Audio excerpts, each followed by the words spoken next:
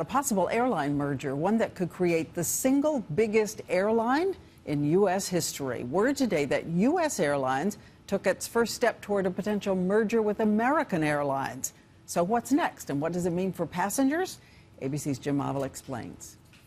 Fare fatigue at the nation's airports. It makes you think twice about traveling.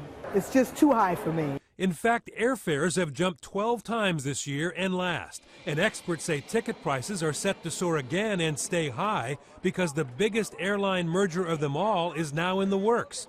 U.S. Airways today taking its first step to absorb troubled, bankrupt, but still huge American Airlines. It's going to happen. American Airlines will not come out of bankruptcy standalone.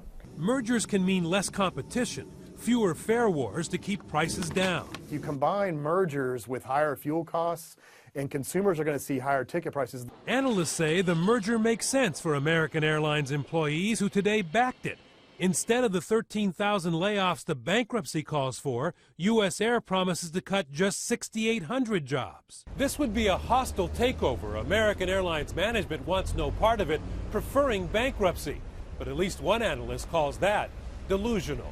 Over the last 30 years, some very big names are no longer flying. Eastern, Pan Am, Piedmont, Republic, TWA, all gone. And in this latest round of huge mergers, Delta swallowed Northwest, United absorbed Continental, and now perhaps U.S. Airways and American, leaving only 3 of the old line full-service airlines standing. The real key is the smaller cities. Typically, they take the brunt of airfare hikes. Fewer, fuller flights and less competition may make for healthier airlines, but it's at a price the flying public is paying. Jim Avila, ABC News, New York.